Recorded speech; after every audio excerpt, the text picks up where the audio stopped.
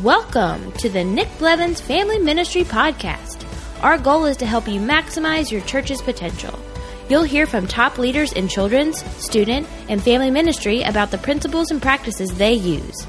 Now here's your host, Nick Blevins. Hello and welcome to the podcast. I'm Nick and I'm excited you're listening to episode 37. In today's episode, I interview Tom Pounder. And you may know Tom from his blog and his podcast called YM Sidekick or Youth Ministry Sidekick. And Tom and I talk about youth ministry and social media, kind of distinct, but also how they work together. We also talk about Tom's church, and there's a relationship there between his church and mine because his church was a part of helping our church start as a new church plant over 10 years ago. But his church bought a facility and built it out, and have been doing services in there, but they do a lot more than that too. And so we talk about how they use that space, which is pretty cool.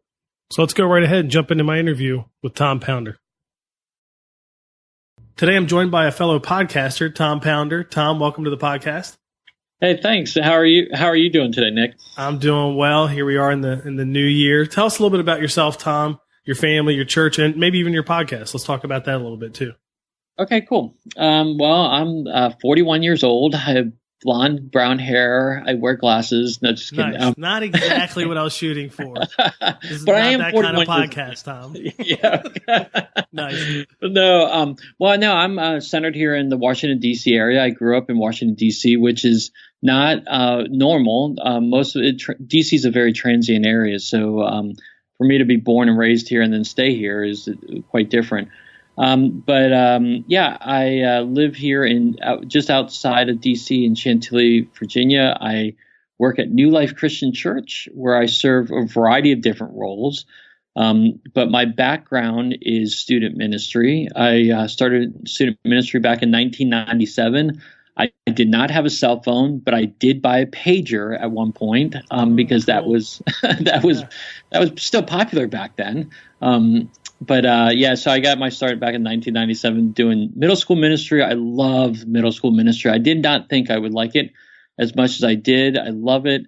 And so over the past now close to 20 years, I've been in full-time student ministry in some capacity. The last few, I've been serving more as a coach and trainer of leaders, enabling the leaders to step up and to be equipped to do the work that we need them to do as student ministers, which I'm really passionate about because I've never felt like the student minister is the end all be all, because student ministers come and go all the time. In fact, since I've been here at New Life, 6.5 years, we've had 3 different student ministers. And wow. so, that's and like, I've had a lot of times you hear that's like the average is 2 years. I don't know if that's even true, but.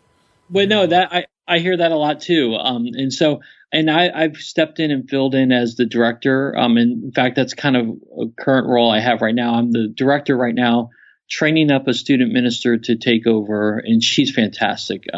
She's definitely a blessing, and I cannot wait for her to take full responsibility and go full force into it. So that's awesome. And that's because you also do some other stuff for the church, like you said, multiple roles. But the big part is kind of online ministry, social media. Tell us a little bit about what you do there. Yeah, so about 3 years ago, our church executive pastor had a conversation with one of the online guys that he knew through the different networks that he's involved with. And he pulled me into his office and said, Tom, as a student minister, you're on Facebook a lot. You're on social media a lot. I think you should be ahead of our social media and online church stuff that we're getting ready to launch. And I'm like, oh, okay, that sounds really interesting. And it was really interesting. I was like, maybe this is the next step for me in my job. And so I was like, yes, I want to do it. And he said, well, think about it, pray about it. And so and he said, we'll come back in a week or two. Later that week, we were in a bigger meeting, and he said, hey, just wanted everyone to know that Tom is prayerfully considering doing this role. And he's still thinking about it, but he's probably going to do it. And I'm like, oh, okay. Nice. So now it's and then less than a week later from that, he said, he said, now Tom is doing this role. And I'm like, I still haven't gotten back to you whether or not this is what I wanted to do. But ultimately it was. So I head up the social media at our church and the building that we own called the End Zone, which I can talk about. But and then I also do I'm the online campus pastor as we live stream and rebroadcast our services. I'm in charge of that as well. That's great. And for most people listening will have no idea that our churches have worked together in a big way. In fact, your church is really a big player in starting and helping new churches get planted and started all over. And one of them was ours. So over 10 years ago, New Life Christian Church, your church, helped start ours up here north of Baltimore, Maryland, in a different area. And we're so grateful for that. That's been huge. And now we get to work together, helping start even more churches and stuff like that, which is great. So you mentioned the End Zone, which is a building you guys built, which is very unique. I'm sure, plenty of other churches do this as well. But I'd love for you to share a little bit about that, the reason behind it, how you use it, all that kind of stuff. Yeah. Well, we've had the End Zone now we just celebrated our 5th anniversary of being open. But the End Zone is an 85,000 square foot sports facility in which we have 3 turf fields. It's all indoors, 3 turf fields, 2 basketball courts, a fitness center with an aerobics room or 2 to do that. And we have CrossFit in there, and we do boot camps in there. It's just a huge facility, but it was a Budweiser distribution center when I first came on staff at New Life, and it was where all the Budweiser trucks came to get filled up to go do their regional deliveries. And so we were able to buy it, and we got a really great deal on that. Cool story on that, but we got a great deal on that. And the reason why we built a sports facility and use it as our church as well is because we did a survey years ago, probably 7-8 years ago. It was a community assessment survey, and we asked the community all around, saying, what is it that you need, and how can we help you with your needs? And the biggest need was traffic. They have problems with traffic, and obviously, sure, if you live in a major metro area, there's going to be lots of traffic. But we couldn't help with that. That wasn't one of the things we could do. Could make flying cars. I mean, come on now, somebody's going to do it. Yeah, someone could do it. I mean, I'm sure Google or Apple will try to do that one day. Yeah. But one of the top things that they needed extra help with was indoor sports. There are a lot of sports fields here, but over the wintertime, I mean, our winters aren't dreadful, but they're fields shut down come November, and they shut down through March or April, and they needed a place to do indoor sports, and there's not a lot of sports facilities like that. So we thought, what a great way to serve our community by opening up not just a fitness gym, but a indoor sports place where people can have soccer practices and get there. And we do leagues as well. So it's a great opportunity for us to serve the community by opening up this facility. And we're cheaper than most facilities. We don't have quite as much stuff as like a Gold's Gym or whatnot, but we have a good amount of stuff. And for the price, it's really worth it. So you, I was there for the Orange Tour a couple of years ago. Which was the first time I'd been there. And there's a room right in the End Zone that you kept the name of it from the name that it used to be when it was a Budweiser distribution facility. What's the name of that? Yeah, it's called the Keg Room. Nice. And literally that is where where they stored the kegs. It was ice cold, but that's where they store the kegs when they brought the Budweiser trucks in. And so it's not great room dynamics for meetings, but we do our kids programming there on Sunday mornings, and we do our student ministry programming there on Sunday nights. It's a great room, and that's where they do their aerobics as well. But yeah, it's a great story to tell. It's the Keg Room. We don't get drunk, but we have fun. But we have kids in the Keg Room. It just makes complete sense. Yes, that's right. Or the new person coming to church who's never been before is like, oh, I'm totally coming back here. They have a Keg Room until they look in and they're like, wait a minute. Maybe not. Yes, and so and we do CR as well, Celebrate Recovery, and somehow Rick Warren came by. These are a few years ago, but he got his picture. He thought it was hilarious that where they meet for CR, is where in the keg room. So he got a picture taken on that and posted on Facebook or Instagram or something. So that's fun. That's awesome. Yeah. So how do you, when it comes to student ministry in the end zone, you have something unique that a lot of churches don't have. And I always like to hear anybody that's involved in student ministry. I like for them to share a little bit about what it looks like at their church. So what does student ministry look like at New Life? And in particularly, how do you use the end zone? Does it help you do some things, obviously most churches couldn't do? Yeah. Here's what I love about having the end zone as a building. It provides us an opportunity. Like when I worked with Young Life, we always said, if you want to reach kids, go where they are. And, they're hanging out at the mall, they're hanging out at the football games, they're hanging out at the basketball games or whatnot, the cool places to go hang out. So you would go where they are. Well, the reality is by creating the end zone, again, this doesn't prevent us from going out to football games or the malls and meet kids and stuff like that, but it provides kids an opportunity to come into our facility and we can say, you want to go where they are? They're in the end zone. Go and meet kids as they're playing. And again, we have youth leagues, like little kids leagues. We also have young adult and teenage leagues as well. And so we're able to come and hang out and meet families, meet kids, and just kind of cheer them on. We actually we have a ministry to low income housing group here close to the end zone, and we actually sponsored a team of them to play in one of the leagues, and we would come out and the church would come out and cheer them on, and it was just so awesome to see how many kids were excited that people would come cheer them on, and we've developed a great relationship with them. But one thing that we do every Friday night that I love, again, it kills your Friday nights, but it's a great ministry opportunity, is that every Friday night we do this thing called the Hangout, where we open up 2 fields and we invite any middle schooler from 6th grade up until high school 12th grade. We invite them to come and be on the fields of the basketball courts for 2 hours from 7 to 9 p.m. and provides them with an opportunity to come and just play. And during the winter months, we get close to 200 people in here every Friday night that we do this, because kids just want something to do. And we actually had a teacher come up to us who goes to our church, and she goes to one of the churches. One of the teaches at one of the schools in the area. She said, "I can't believe I came in here and I saw these kids who are hoodlums in her school coming here and playing." And she said, "You know what they'd be doing, Tom, if they weren't here? They'd be out like looking for trouble, trying to get into trouble somehow. And here they are. You're providing a safe place for them. And hopefully they're going to hear about Christ in some way." So I love that opportunity. That's cool. It's a unique spin here. There's a lot of churches that are taking a similar approach, saying, you know what, hey, we have we're going to get a building. It's going to be really expensive and have a lot of space. And then, we're going to use it for our primary stuff, like 10 hours a week or something. Yeah. So what can we do with all the other hours? It's really cool.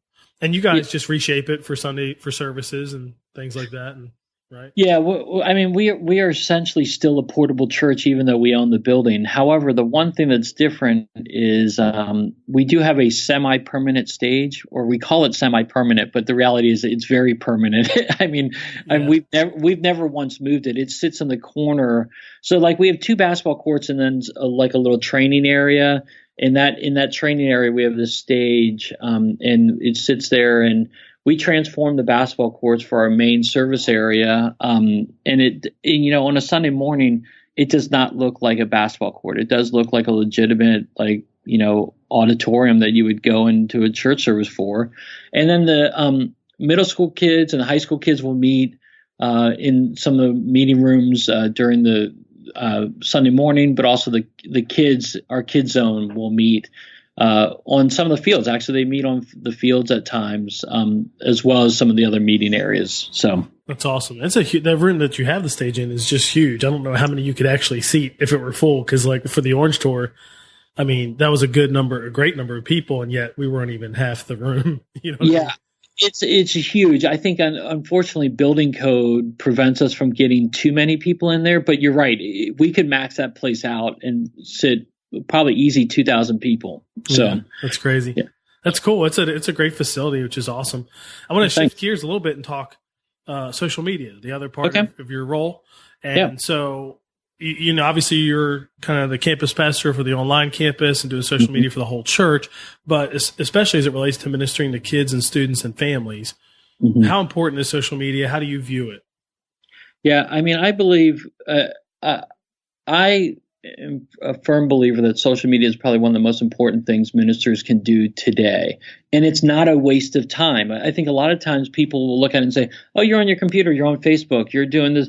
You're not really doing anything. Well, yeah, Facebook and social media can be distracting.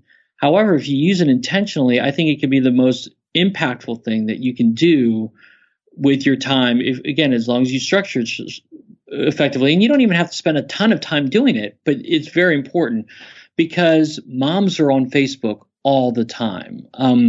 And students are on social media. They're on Snapchat. They're maybe not on Facebook as much, but everyone's got a Facebook account, so they see something. So they got Twitter, or they've got definitely Instagram. And so, and with kids, it's tough to minister to kids specifically because they're not supposed to have social media until they're 13, but let's just be honest, they do. I mean, I know my kids had it before they were 13. But I mean, I think it's really, really important because, again, we got to go back to the whole thing of you want to go where people are. Young Life's Young Life's encouragement is go where they are. Well, they're on social media. So if you want to meet kids and if you want to meet new people, if you want to connect with a mom, you want to go on Facebook. You want to go on Instagram. You want to share stuff and engage with other people on social media. In what ways do you all use social media? And I mean, somewhat church-wide, but especially when it comes to kids and students, how do you use it to connect and, minister and all that? Yeah, I have a strategy. It's a 3N strategy, although it's weird. It's just how I remember it. What I want to do on social media is I want to engage people, I want to inspire them, and then I want to inform them. I think the tendency sometimes with people, especially churches on social media, is that they're constantly informing. Hey, check out what we've got going on here. Check out what's happening here. Check out this. Check out that. And it becomes just a lot of information. And I think a lot of times that people can drown that out. Like at first it'd be like, oh, cool, this is great information. I want to know this. But then people begin to say, oh, all I do is just share information. And, it's kind of like the person who is on Facebook. And if all you do is just share stuff about you and never engage with other people doing things, then they're going to be like, oh, there he is. He's showing off his plate of food again. There Tom is. Oh, him and his kids again. Oh, they're going to a play this time. Like then they just kind of drown it out. But if you try to engage them, it's different. And the way I engage them is simply I ask questions.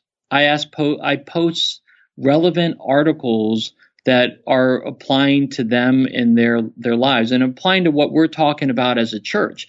So if we have, like, if we're doing like a baptism Sunday, which we've done in the past, I'm going to post things leading up to that week about baptism to really strike an interest in people so that if they want to make a decision, if they're thinking about making a decision about baptism, we're encouraging them indirectly by engaging them with interesting articles on baptism. In fact, there are two sources of information, of content that I get that is not produced by us, but it's by Relevant Magazine and Christianity Today.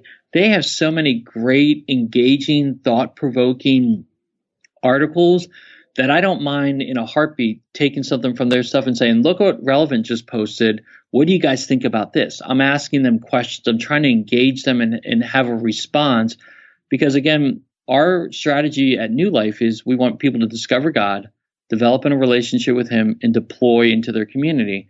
Well, those articles will all kind of tie in some way to our 3D strategy. So I want to really engage them and ask questions with them.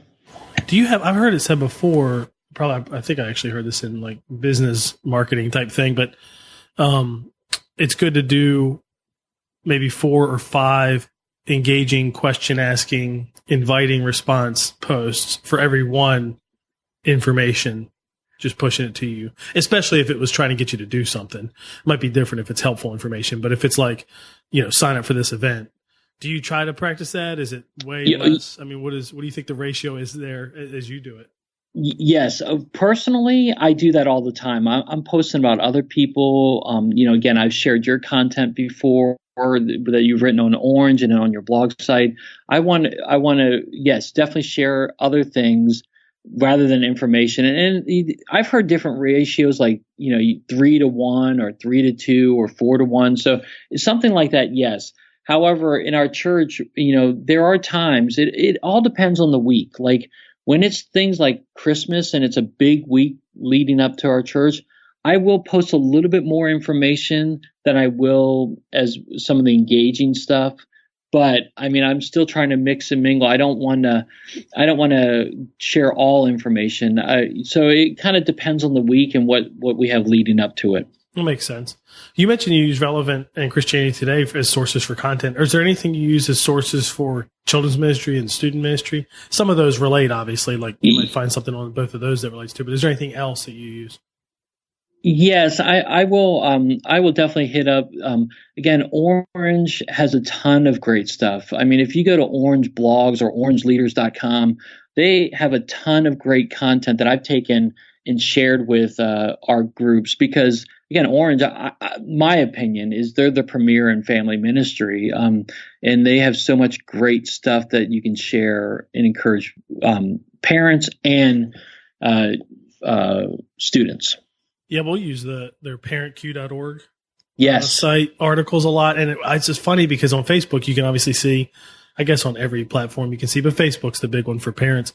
You can see how much engagement it has, how many clicks and all that kind of stuff. Mm-hmm. And without a doubt, the ones that get the most clicks are the ones that speak to, I would say, an insecurity about parenting. So if it's like, if the article's like, 5 ways I struggle to get my kids out the door in the morning. I don't know, whatever it is. Yeah. The challenge I face with technology with my teen. Yes. Like the ones where other parents are like, oh, me too. Like they get it's just crazy how it'll literally be 5 times the number of clicks on those articles versus the other ones, which are good too. But it's interesting. I think parents obviously in general feel discouraged or like alone. Yep. They're not doing a good enough job. And so they connect to things like that. No, I would agree with you 100%. And we actually had to take a break from the Orange curriculum, but our children's ministry and student ministry have been using the Orange curriculum for quite a few years. But we had to take a break this year because we're doing a new series. It's a whole church-wide series, and it did not line up with Orange.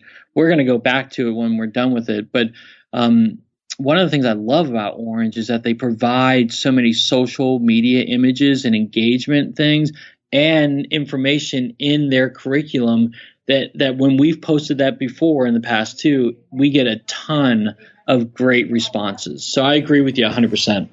Yeah, and I know there are a ton of people who don't use Orange curriculum at all, but use the Orange Leaders content, ParentQ, and even weekly. Their weekly subscription where you can get a lot of that stuff done for you. There's a ton of people. So anybody that's listening, I would check into that, check into goweekly.com. What about, you do use social media to engage in a variety of ways. And one thing you do is a midweek kind of video for families to use as a devotional. What does that look like? And how's it work? What's the feedback been? Yeah, I've been doing it for a few years. And again, one of the things with the online campus that I wanted to do is I wanted to find a way to engage families. And so, again, the children's ministry, I link up with the children's ministry of our physical campus, and I take the curriculum they're using. So again, when we were doing Orange, it was great. We just went with the Orange stuff, and it was easy to do. But now we changed it to. It's still pretty easy to do. It's just a little bit more work on my part to come up with the images and stuff. But I do a 3-minute video every week about the topic. And what I usually do is I introduce the topic saying, hey, have you ever felt like this before? And like, for instance, it will be, this last one that I did was on Samson. And I talked about where you get your strength from. And then I kind of lead off with an engaging question for them to think about and talk about. And then I give them a minute to read the passage I want them to read. So I had them read about Samson and Delilah together as a family. And so I'll say to them, hey, right now, pause the video and I want you to read this passage and answer these 2 to 3 questions. And then when you're done, press play, and then we'll continue. And so the idea is that they would pause the video at that moment on YouTube or on Facebook, wherever they're watching it.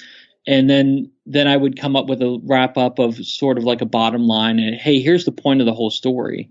And then here's the challenge I want you to go at this week. And again, it's about, some of them have been like 2 minutes, but ideally if I can get them around 3 minutes, those are the ones I feel like get the most engagement, because I target families who are very busy and who want to do a devotional together, but for some reason just cannot. And, sitting around, reading the Bible may be harder for them to do, but maybe if they're watching a video about it and then they're able to pause the video and then open up the Bible, whether it's through the Bible app or a real Bible.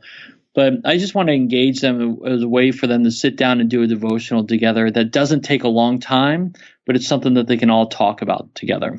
So is that, how do they see it? Is it just something you share on social media? Is there like an email or a text or how do they know? I mean, obviously you do it, I'm guessing the same day and time every week, but how do you get it out there? Yeah, I through a variety of different ways. I'll do the email. I'll make sure that everyone knows in our email list, hey, here's the new video coming up, this week that you can do. But I also promote it on social media. I will upload the video to Facebook Live or not Facebook Live, but just to Facebook. Because when you upload to Facebook, it gets a lot more traction than if you just post a YouTube video. And then I'll upload it to YouTube as well. And that gets the reason why I do YouTube is because YouTube is where videos are played all the time. But because of their connection with Google, there's so much SEO opportunities so that people can organically find it. And so if they're searching for Samson, one of my videos will probably come up. And then I'll also post it on Twitter like crazy for the week, and then I'll spread it out throughout. But I love using hashtags on Twitter just to help people organically find it. So that's how I do it. That's good. What are some other ways you all use social media to help families? Some other ways that we do, again, we post the videos. I mean, a lot of ways, I mean, not videos, but we do images too, of sorts of quotes. I like to use quotes, not just scripture, because scripture is important. I want to use scripture to encourage them. Like, for instance, if we talked about Samson, I'm doing a scripture quote on that to encourage them as well. And then we'll do book reviews of some sorts. We'll if there's some new resource out there, we want to be talking about it. So we'll do blogs as well. And we know, again, primarily people who are going to be reading the blogs we think are going to be moms. And so we could target moms and families and preschool age kind of kids, ways for people to get encouragement that way. And so we'll create blogs and do book reviews and talk about an issue. I mean, there have been hot topics. I'm always hesitant to respond to hot topics, but there are some times, especially as they apply to families and as people are asking questions, we do need to talk about it to some degree. And so we'll write a blog about it mostly. So I don't know if you've even used this or any of these platforms, but have you done anything with the live stuff? Facebook Live, YouTube Live, and now Instagram has live, right? Have you used any of that? Yes, a little bit, but I need to be using it a little bit more. I mean, the great thing about my job is that I have my hands in students, I have my hands in social media and online stuff, but I can't focus solely on one because I've got 3 different attentions. And so yep. I want to be using Facebook Live a whole lot more than I am now. Yeah, because I know it, Facebook, I guess the best way to say it would be prioritizes that. So if you go live on video on Facebook, it's going to put it in front of the most people versus if you just post an update. Right. I mean, you're probably getting a fraction of what you would if you did a live video. So I haven't done it much either, but I've seen a lot of people do it. Even friends will go live just for, their daughter's birthday cake video thing or whatever. And you just see the number of people that see it. And it's like, wow, that's a lot more than would see a normal post. So that there is probably some opportunity there. I did talk to someone in a network that I'm in, a coaching network, talked about how they've done Facebook Live for volunteer training.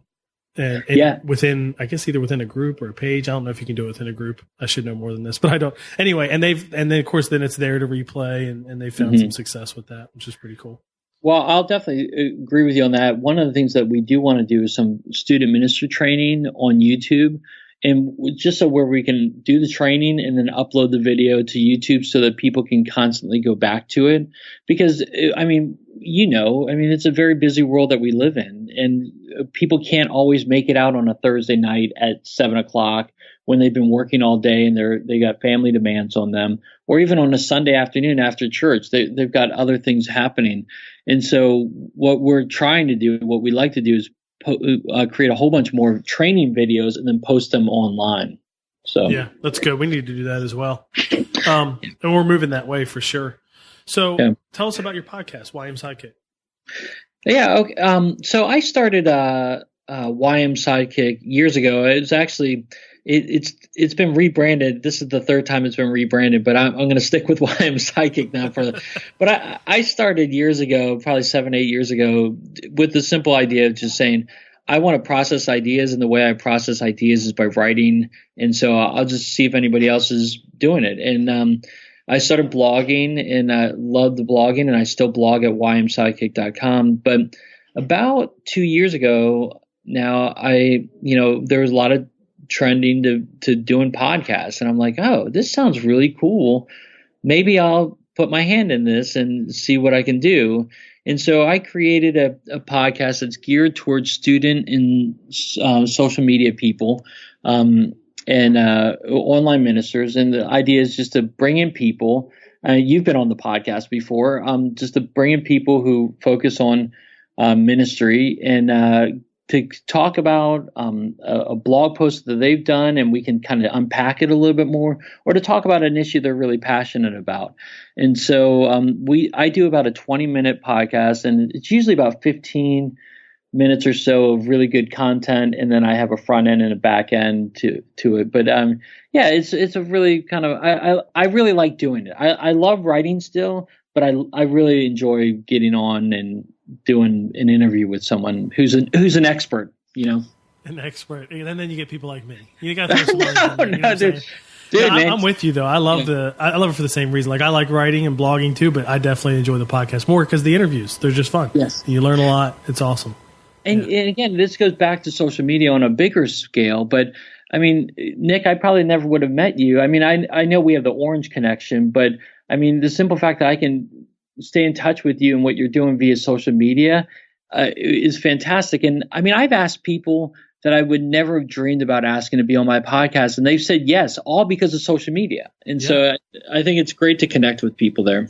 It is. Yeah, it's been a lot of fun. I've enjoyed it too. So how can people connect with you with the podcast and social media and find you if they have any questions or want to follow?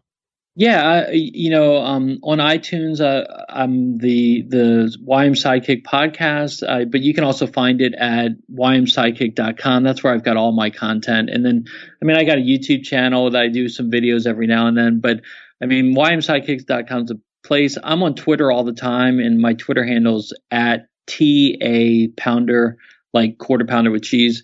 Nice. And I'm on Facebook a lot as well, but Twitter, I love connecting with people on Twitter. So that's the best. I'm not on Instagram, by the way. Really? Yeah, I'm not an Instagram type of guy. Like I like Instagram, but it just doesn't do it for me. Yeah, so. I'm similar. I don't use it that much, but I just know before Snapchat, Instagram was one of the best ways to connect with students.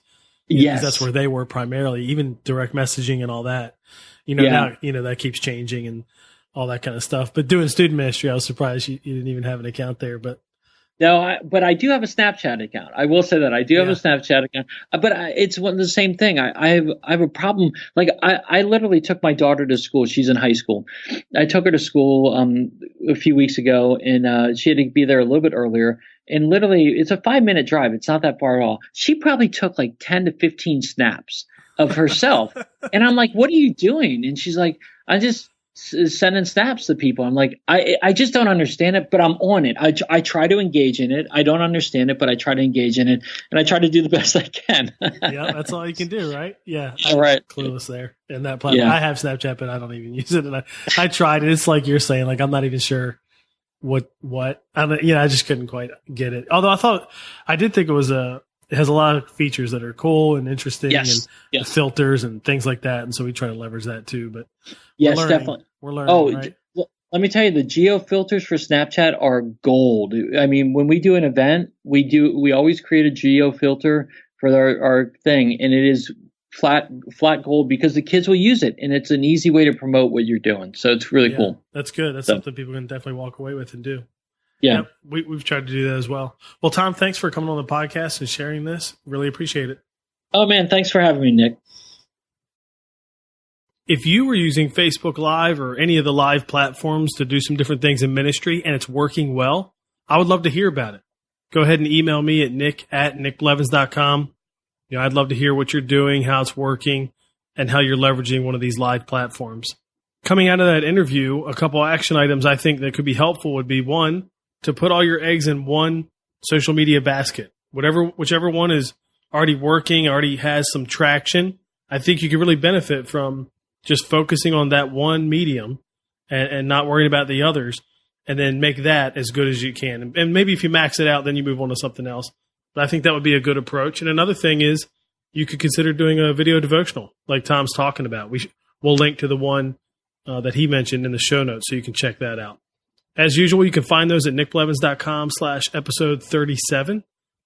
Well, that's it for this episode. In next week's episode, I interview Melissa McDonald, a well-known children's ministry speaker, consultant, and writer. In fact, this week, I'm at the Children's Pastors Conference in Orlando doing some breakouts, and Melissa will be a main stage speaker there. So if you serve in children's ministry, you may have heard of Melissa. But even if you haven't, you'll want to tune in because we have a great conversation about children's ministry and discipling kids and what that looks like, how to teach kids and help them really understand the Bible and apply it to their lives, and even how to help our leaders do that, how to help volunteers do that as well. So you don't want to miss that. Be sure to subscribe, and we'll see you in the next episode of the Family Ministry Podcast. Thanks for listening to the Nick Blevins Family Ministry Podcast. We hope this helps you maximize your church's potential. We would love to hear stories of how you apply what you've learned. You can do that by leaving a comment on iTunes or in the show notes at nickblevins.com.